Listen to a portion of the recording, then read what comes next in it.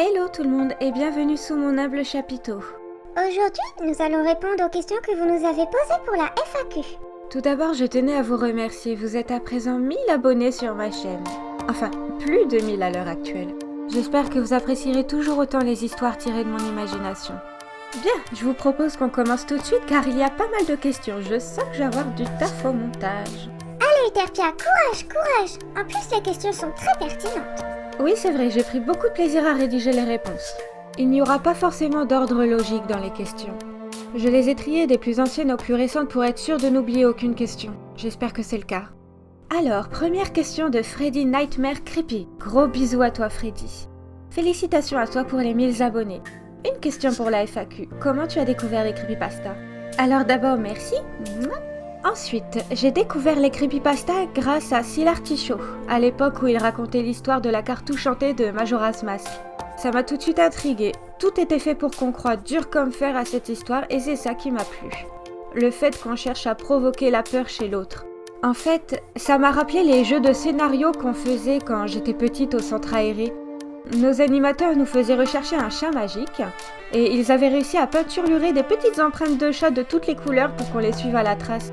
Et on y croyait à cette histoire, c'était magique. C'est pareil avec les creepypastas à mon sens. J'espère que ma réponse te satisfait. Merci d'avoir participé Freddy.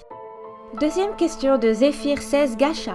Pour ta FAQ, t'es-tu attaché à Hamlop comme dans ton récit? Moi oui. Continue comme ça, t'es super. Oh merci. Quand j'ai voulu créer l'histoire d'Hamlop, je voulais absolument que mon personnage soit attachant.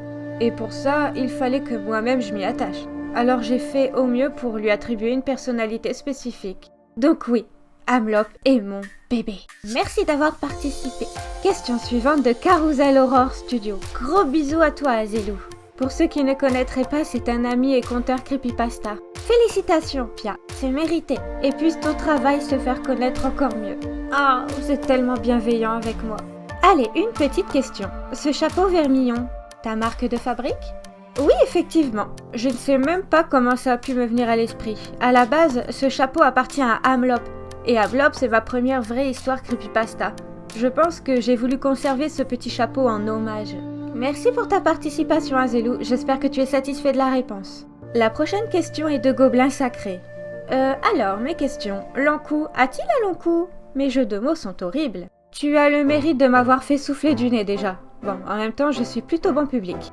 Ensuite, tu es pour les créatures du mal, pour les héros, ou tu es neutre dans cette guerre? Je penche plus vers le bien, évidemment.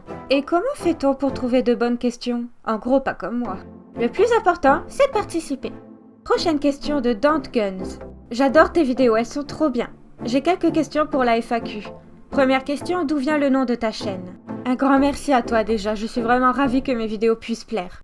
Ensuite, il faut savoir que ma chaîne est passée par plein de noms différents. Le tout premier, si je me rappelle bien, c'était Black Nif Music. Pourquoi musique?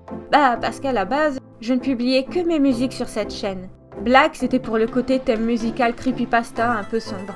Nif était le diminutif de Niflheim, le royaume des morts dans la mythologie nordique. Donc encore une fois, en rapport avec le thème de mes musiques. Ensuite, je me suis appelée BTA Sounds Channel. BTA qui signifiait Beats Them All. Nous avons ici une très belle tentative de jeu de mots musical. Ensuite, je l'ai renommé de manière plus explicite, Beats Them All. Donc pour ceux qui ne connaîtraient pas, un Beats Them All est une catégorie de jeu où il faut démonter un max d'ennemis. Et un beat dans le domaine musical, c'est un battement, tout simplement. Et enfin, Uterpia, juste Uterpia. Je cherchais à tout prix un pseudo original et j'ai demandé l'aide d'une amie. Elle m'a alors parlé d'Euterpe, une fille de Zeus qui était la muse de la musique. Ça collait plutôt bien avec le thème de ma chaîne. Mais, comme je le disais, je souhaitais un pseudo original. J'allais quand même pas pomper le prénom d'une fille d'un dieu. Alors j'ai bidouillé. Je faisais des recherches sur Google en cherchant un pseudo qui n'était pas déjà pris, et j'ai trouvé Uterpia. 0 résultat de recherche. Alors je m'en suis emparée. Le plus drôle, c'est que depuis, une marque appelée Uterpia est sortie. Et c'est pas des plus flatteurs parce que figurez-vous qu'il s'agit d'un produit à base de cannabis. Ouais. Ensuite, m'étant lancée dans le domaine des creepypastas, j'ai décidé de rendre le nom de ma chaîne plus explicite. Je l'ai donc intitulé « Le cirque horrifique d'Uterpia ». Mais après quelques semaines, je me suis rendu compte que je ne faisais pas que de l'horrifique. je compose aussi des musiques et puis j'ai 2-3 histoires sans rapport avec l'horreur que je risque de raconter sur ma chaîne. Donc j'ai fini par le cirque d'Uterpia. Voilà, là on sait qu'on peut y trouver de tout, pas que de l'horreur forcément. Même si ça reste le thème principal de ma chaîne. Ensuite, deuxième question, pourquoi avoir choisi de faire une chaîne sur le mode de l'horreur? Alors, il faut savoir que de base, je suis assez troutrouille, j'évite de regarder les films d'horreur, sauf quelques rares exceptions. Les screamers gratuits, moi ça m'angoisse, même si les histoires sont toujours très intéressantes. Et ce qui me plaît à moi, c'est l'histoire de fond qui met dans l'ambiance et qui donne une raison de ressentir la peur. C'est pour ça en fait que j'ai choisi d'écrire sur le thème de l'horreur, parce que c'est captivant. Les prochaines questions nous viennent de l'étrange rendez-vous. Gros bisous à toi, c'est également un ami et collègue conteur. Comment tu as eu l'idée de créer Pia? Alors, Pia à la base, ça partait d'une petite idée où je me disais que ça pouvait être sympa d'avoir un deuxième perso avec qui je pourrais dialoguer. Ça rendrait les intros plus dynamiques. Alors j'ai créé une première tête flottante, puis la douce Andromaque est apparue et m'a proposé de la redessiner. Ensuite, tu as fêté les 1000 abos? Avec mes parents, oui. Qu'est-ce qui te motive le plus maintenant? Vous, parce que sans les encouragements et les ressentis des abonnés, on ne peut pas avancer. Je trouve très important d'avoir une communauté derrière vous qui apprécie votre travail et qui vous pousse vers le haut. Question suivante, toujours de l'étrange rendez-vous. Qu'est-ce qui est petit et marron? Une courgette. Un melon. Un fer à repasser. Un trampoline. Une Clio 2. J'ai trouvé un Malteser. Bien joué Pia, mystère résolu. Ensuite, tu as un autre objectif que les 1000 abos sur YouTube. Très sincèrement, les 1000 abonnés étaient un palier symbolique à mes yeux. J'avais hâte qu'il arrive. Maintenant, mon but est de faire découvrir mes créations à un max de personnes intéressées par le thème de l'horreur. Si je devais vraiment donner un chiffre, disons que si je pouvais atteindre les 5000 abonnés, ça serait top. Mais je me prends pas trop la tête avec ça, ça viendra quand ça viendra, et si ça veut venir. Ensuite, ça fait quoi d'être la meilleure DJ du monde? Ah, tu sais, c'est parfois compliqué à gérer. Je reçois sans arrêt des coups de fil de David Guetta qui me supplie de lui donner des conseils. Ah, et puis je trouve ennuyeux d'être blindé de talent comme ça, parce que je sais plus quoi en faire. Hein. Bon, plus sérieusement, je ne me qualifierai pas de DJ, loin de là. Je connais même pas mon solfège. Pour le synthé, je fais tout à l'oreille. Et puis mon logiciel de musique est très intuitif pour ça. Allô? Ouais, bon, je suis en train de tourner ma FAQ, mais vas-y, je t'écoute, hein.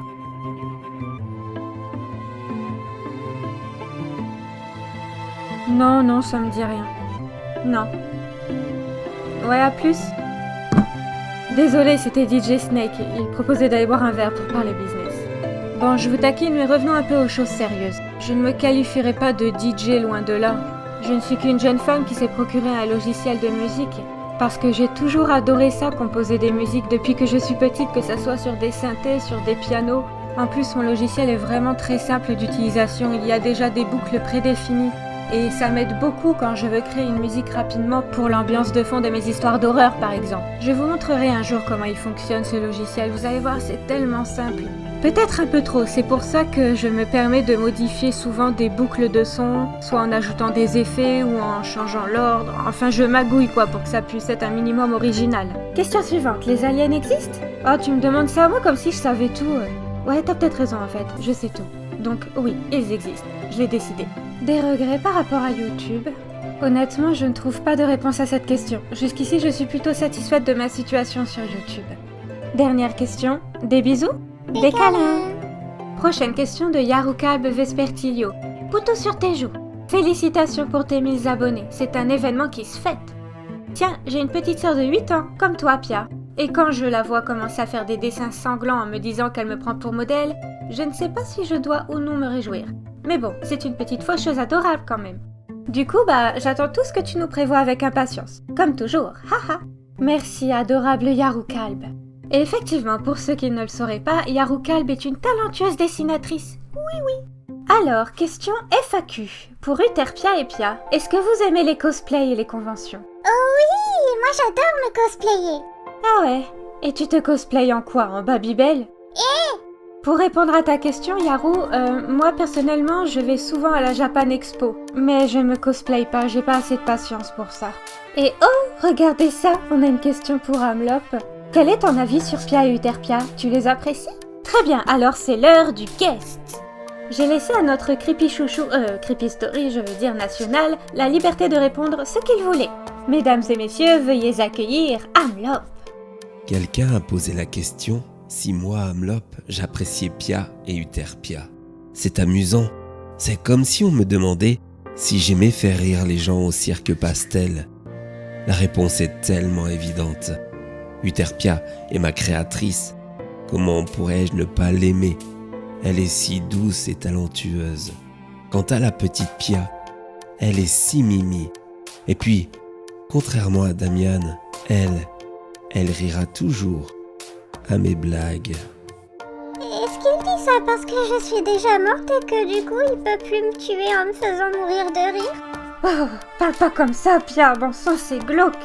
Un gros bisou à Amlop et à son fabuleux interprète Creepy Stories. Des bisous décalés. Prochaine question par Stuporor, encore un ami et collègue conteur. Pitou pitou sur les joues. Bravo Pia Pia, tu viendras boire un coup à la maison? Sans alcool évidemment. Mais bien entendu. Autre question. Pia, qu'est-ce que c'est? D'où elle vient? Non mais oh, comment tu parles de moi toi? Tu veux te battre? Du calme, qu'est-ce que tu crois faire 3 cm? Lui donner un coup de boule? Ne sous-estime pas ma force, Euterpia. Pour répondre à ta question, Stup, Pia est une tête flottante censée être mignonne, issue de mon imagination. Je me suis dit que ça pourrait être cool d'échanger avec un deuxième personnage dans mes vidéos. Pour répondre plus précisément, Pia est un fantôme. Son vrai nom est Elena. Elle est morte il y a des années, tuée par son frère Thomas, un loup-garou. J'ai bossé sur une vidéo intitulée « La créature de la pleine lune », qui fait office d'origine de Pia entre parenthèses, pour tenter de lutter contre ma phobie des loups-garous. C'était très tendu au montage, mais je suis plutôt fière de ce projet. Je vous mettrai le lien de la vidéo en description. Alors, prochaine question par Rosewen. Je te félicite pour tes 1000 abonnés, tu le mérites vraiment. Ce que tu produis sur ta chaîne est fabuleux, je ne peux que t'encourager à continuer. J'ai découvert ta chaîne grâce au compte de Amlop, compté d'abord sur la chaîne des histoires de Skull. Pour le coup, ton petit clown a détrôné Loafin Jack, de sa première place dans mes creepypastas préférés. Sinon, je suis curieuse de savoir d'où tu tires ton inspiration, imagination d'aujourd'hui. Cela provient-il plutôt des films, des livres ou des autres creepypastas? J'espère que ma question n'est pas trop compliquée. Voilà, bisous. Un grand merci pour ta gentillesse, Rosewen. Et pour répondre à ta question, honnêtement, je pense que absolument tout m'inspire. Que ce soit les livres, la télé, parfois même des lieux. Bien entendu, il y a aussi des cas particuliers, comme par exemple pour l'histoire d'Amlop, je me suis clairement inspirée de Loafin Jack. Je crois même que c'est cette creepypasta qui a tout déclenché vraiment, parce que j'avais trouvé son histoire très touchante, et en même temps, à la fin, c'est un meurtrier finalement, Loafin Jack. Et j'avais cette drôle d'impression de culpabiliser, d'aimer ce personnage en fait, et c'est exactement ce que je voulais retranscrire pour Amlop. Ensuite, le deuxième cas particulier, ce sont mes histoires inspirées de mythes et légendes. Alors, celles-là, je les aime beaucoup. Dans le sens où j'aime beaucoup travailler sur ces sujets-là, en fait. Par exemple, j'ai beaucoup aimé le mythe breton de l'Ankou et j'ai apprécié écrire une histoire derrière. Il y a peu, j'ai également découvert la légende du Baron Samedi, que j'ai trouvée très intéressante. Et je compte très sincèrement créer une histoire en m'inspirant de ce personnage. Ça veut dire que je ne vais pas totalement reprendre son histoire, mais je vais créer une entité qui s'en rapproche. Et je pense de plus en plus à créer des histoires comme ça en rapport avec les mythes parce que ça m'intéresse beaucoup.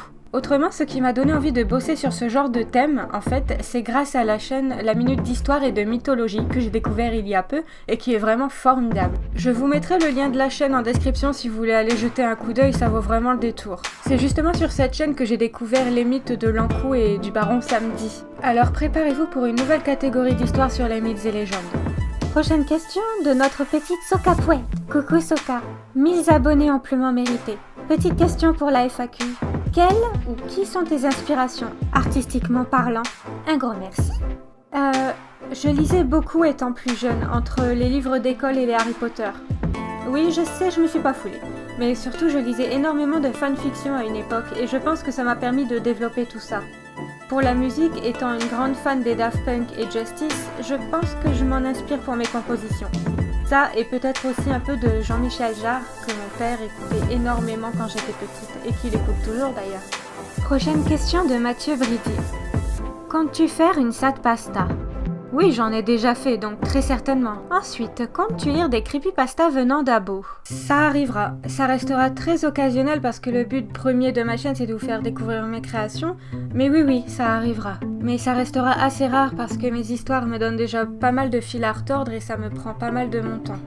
Prochaine question. Pas pour être méchant, mais tu ne trouves pas que tes personnages sont déjà vus et revus par rapport aux clowns, car dans le domaine du creepy, il y en a déjà beaucoup? Alors, non, je trouve pas, parce que même s'il existe déjà plusieurs histoires avec des clowns, tous ont une histoire différente. D'ailleurs, au passage, je ne connais que Loafin Jack en clown creepypasta, il me semble. Tout repose sur le scénario, selon moi. D'ailleurs, je compte vous présenter encore un, voire deux clowns. L'histoire de Siléo, le clown conteur, est achevée, et là, je gribouille un scénario dans ma tête pour un troisième clown qui pourrait être le jumeau maléfique d'Amlop. Oui, je sais, de base, Amlop n'est pas très jojo, mais que voulez-vous? D'ailleurs, vous remarquerez bientôt que mes clowns sont de plus en plus ignobles. Prochaine question. Et la tête volante, ça te dit le titre de mascotte de la chaîne? Mais je suis déjà la mascotte de la chaîne. Question suivante. Et la tête, tu t'appelles donc Elena. Tu veux toujours t'appeler Pia? Tu ne veux pas récupérer ton nom? Je ne veux plus qu'on m'appelle Elena. Ça me fait trop mal par rapport à mon passé. Je préfère le prénom que m'ont choisi les abonnés. Voilà, j'espère que tu es satisfait des réponses. Prochaine question par Eloneko. Est-ce qu'il y aura d'autres avatars à venir? Ah, ma petite Eloneko. Si vous saviez, on se connaît depuis au moins 2015 grâce à l'univers Creepypasta justement. Alors, pour répondre à ta question, pour les avatars, très certainement. La belle Andromaque me propose régulièrement de me dessiner de nouveaux avatars, et comment refuser? En revanche, ils représenteront surtout soit le personnage du Terpia, soit celui de Pia, principalement. Alors, les prochaines questions sont de Jean-Charles Gigant ou Guigan. Excuse-moi si je prononce mal. As-tu des collaborations de prévues?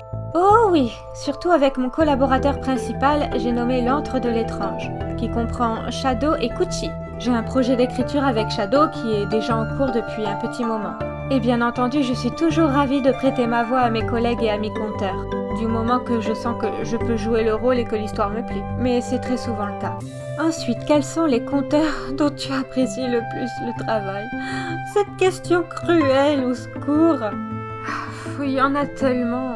Mes collègues et amis conteurs, notamment comme l'antre de l'étrange, Creepy Stories et Pedrolina, Skull, Mademoiselle Macripsta, Dainis, le Carousel Studio, l'étrange rendez-vous, Poisson Lanterne Creepypasta, Soka, Stupora, et je suis persuadée que j'en oublie. Après, je mettrai peut-être une mention spéciale à Silartichaud, même s'il n'est pas réellement un conteur à temps complet, mais c'est grâce à lui que j'ai commencé à m'intéresser au creepypasta, alors... Plein de bisous à mes collègues et à mes amis conteurs. Ensuite, quelles sont tes inspirations littéraires? Eh bien... les livres qu'on devait lire en cours de français au collège, les chairs de poule que je lisais à la bibliothèque le soir en attendant que ma mère vienne me chercher, et les Harry Potter. Voilà, ça cherche pas loin. Mais ce sont des livres que j'ai lus et relus, et surtout les chairs de poule qui étaient vraiment flippants et vraiment captivants. Question suivante, t'intéresses-tu à l'univers SCP? Eh bien, pas plus que ça finalement, je ne m'y suis jamais vraiment intéressée à vrai dire. Quel âge as-tu si je puis te le demander? Mais bien évidemment. J'ai 26 ans. As-tu déjà eu affaire au paranormal? Y crois-tu seulement? Alors, le paranormal... Par exemple, mes jouets bougeaient parfois tout seuls, surtout mes petites voitures, et souvent mes couvertures se retrouvaient à mes pieds le matin, alors que je passais des nuits très calmes, j'étais pas du genre à m'agiter la nuit. Mais bon, est-ce que ça s'était réellement passé, ou est-ce que c'était mon imagination d'enfant qui me jouait des tours? Sachant qu'à cet âge, je ne savais même pas ce qu'était un esprit. Ou peut-être que c'était des cauchemars aussi, allez savoir. Mais j'ai ces souvenirs ancrés vraiment dans ma mémoire. Plus récemment, quand j'étais ado, j'observais le ciel un soir, il devait être 23h, et j'ai vu une boule flotter dans le ciel avancer par à-coups, un peu comme le ferait une méduse. Et puis à un moment, elle s'est stoppée et elle s'est mise à avancer vers moi. Alors j'ai paniqué, j'ai fermé mon Velux, et bien sûr, le temps que j'aille chercher mon père, cette chose était partie.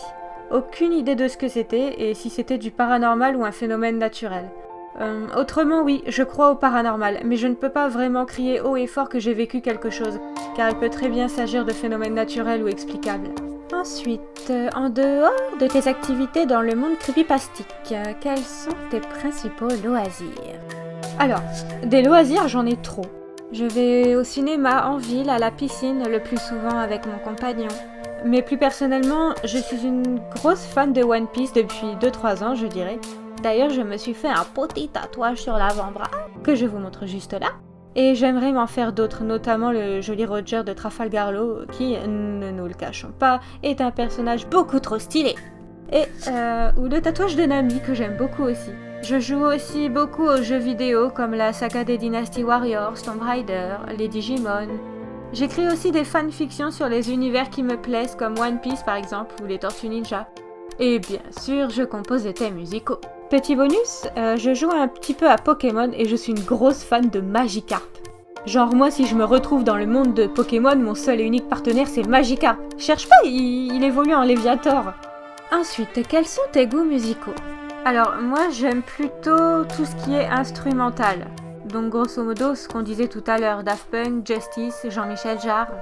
J'écoute un petit peu de rap aussi selon les artistes. Moi, de mon côté, j'ai beaucoup aimé le dernier album de Lorenzo. J'aime bien DC's aussi, il fait de très belles musiques. En gros, voilà, j'écoute un peu de tout, mais surtout de l'instrumental quand même. Quel est ton plat favori? Endive au jambon, incontestablement. Et enfin, la plus importante, as-tu déjà vu une girafe voler? Pardon, oublie celle-là. Quoique non, le monde veut savoir. Oui, d'ailleurs j'ai trouvé ça tellement cool que j'en garde une dans mon jardin. Et bien voilà, on arrive au bout de cette FAQ. J'espère que j'ai oublié aucune question. Un grand merci pour votre participation et sachez que vos messages quant aux 1000 abonnés m'ont beaucoup touché, ça m'a fait vraiment plaisir, vous êtes vraiment une communauté adorable. Et j'espère continuer à vous fasciner avec mes récits. Et ne vous inquiétez pas, je n'ai pas oublié le projet d'écrire une histoire creepy tous ensemble. J'avais 2-3 projets à finir avant, dont cette FAQ, donc je vais bientôt pouvoir me mettre au boulot avec vous. Sur ce, je vous fais plein de bisous et de câlins. Merci d'être là. Et à bientôt. Des bisous, des câlins.